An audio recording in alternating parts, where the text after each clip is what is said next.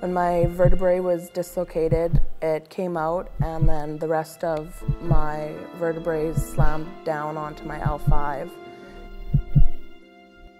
I was completely paralyzed, no movement, no feeling from the neck down. The ambulance, they did not think I'd even make it to Saskatchewan. And broke my neck and back in like 10 places. We rolled and I broke my neck. I broke 5 vertebrae in my neck, and it resulted in me becoming paralyzed.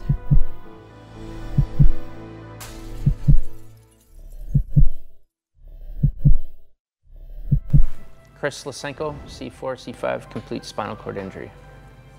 My name's Ivan Cozy. My injury is C6, C7, spinal cord injury. My name is JC Whitmire, and I'm a C4, C5 complete quadriplegic. My name is Jessica Broughton, and I have a T8-9 spinal cord injury. My name is Natasha Yurko, and I have a C4-5-6 spinal cord injury. I'm Nicole Lahoon, and my injury is a T4, T5 spinal cord injury.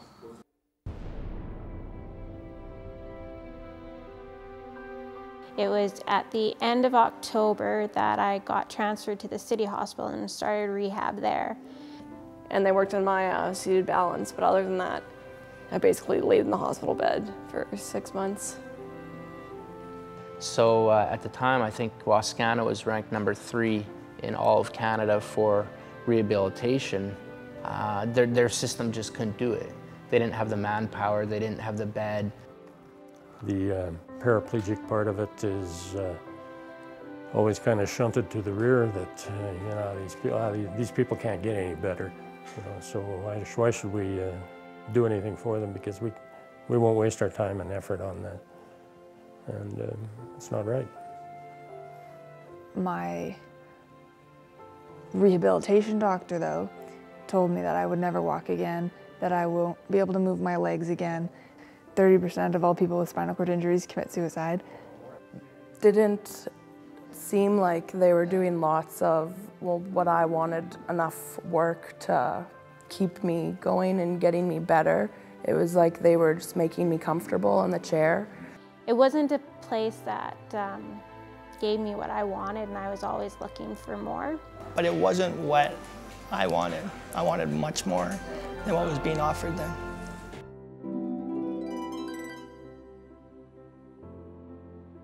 First Steps Wellness Center actually started with me and my cousin Brian Ginong, and we just started out jotting down notes on a notepad, coming out with names, logos, diagrams, a makeshift business plan.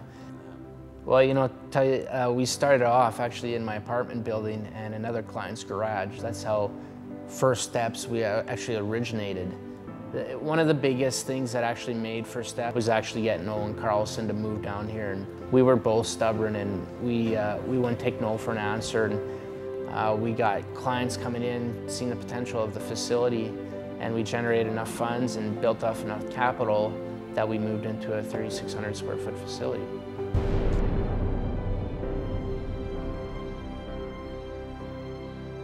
Well, I drive from Swift Current, so I come about 2 to 3 times a week. It took a lot to move from Whitehorse to here. Couldn't just like pick up and go like I used to, so my brother came with me, and I was like 100% dependent on him. He drove me everywhere, he lifted me into the car. As soon as I knew it was in Regina, as soon as I knew it had the same equipment as Project Walk, I was on the road. My mom helped me find a place here, and I just moved here instantly, like as fast as I could. That February, we moved down here and we decided to start going here full time.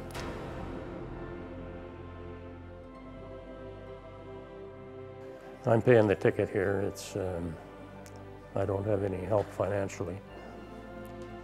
A lot of my friends and my family back in Swift Current, they put on a couple fundraisers for me and raised quite a bit of money, but you know, that only lasts so long. So I don't know, it's tough. Like SGI doesn't cover any of it because they don't find it beneficial. So I don't know, we make it work because it's worth coming here. So if it was covered, it would, you know, because I've stopped coming now to start saving up money to come back, so if you wouldn't have to have that downtime.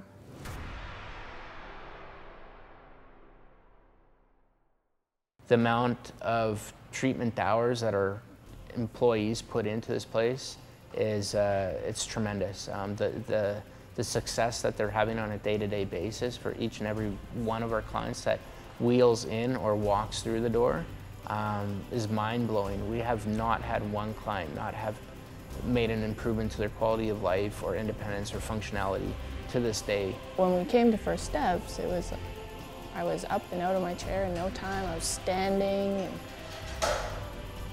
it was all the things I thought traditional rehab should have been for me. The gains I've made are like huge for just my quality of life. Even like I can feed myself now, which I couldn't do before I started coming here, and just like little things like that. So the changes I saw in my body were incredible. Like I was starting to kick my legs out, starting to feel my legs again, and I was getting stronger and stronger every day. I went from having no feeling or function to being able to have full feeling all the way down to my toes, about 85%.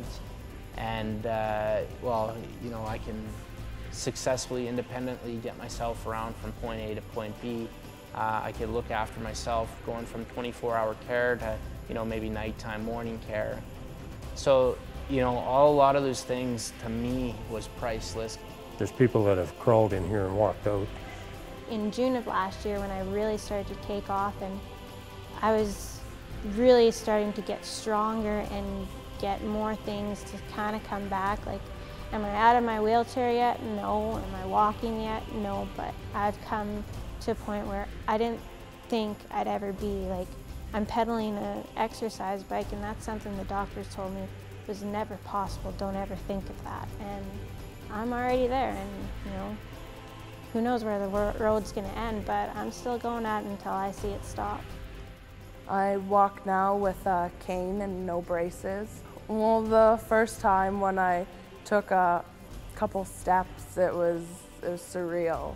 It was just, couldn't believe it in a way, but it was good.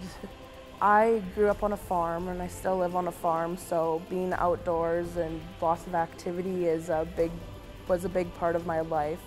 And so to get back into being able to, you know, just go quadding or, you know, go out for a walk around the yard or something, it was awesome. Well, I noticed you're walking. Yeah, and I never believed I would be able to do that when I first started here. That was my goal. I wanted to, but you know, way back in the day when I walking was easy, right? But not after all those years of tightness and whatever all I went through. So you were in a wheelchair. You pretty weren't close able to 10 years. You weren't able to do this, what you're doing? Nothing. No. This place is a drug. I need it. Like I definitely need it. I feel better when I leave here, and if I don't have this on a day-to-day or a consistent basis, it definitely does impact me, not only physically but mentally.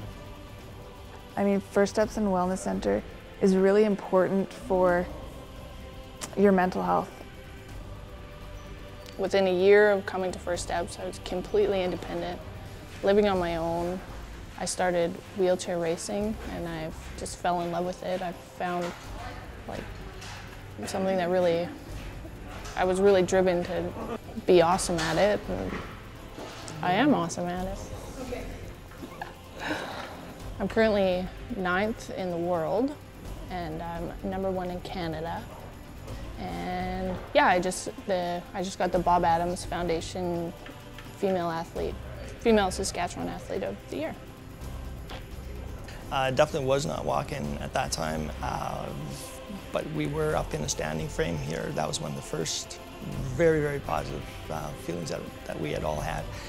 And I was told that we probably wouldn't be able to do a whole lot, wouldn't be walking much, and I needed to prove them wrong. Right now, I'm over the course of a day, I'm able to walk between 700 and 800 feet a day. There's more than one answer to all these questions, so the only thing I can say is come and have a look. we're out there, we're always telling people who come down with cancer or something, or even heart disease, that, you know, don't give up hope and to keep on fighting and to try this and to try that. And there's all these different things, but yet with a spinal cord injury, a lot of times they just say, well, this is your fate, deal with it. And this place is giving you hope.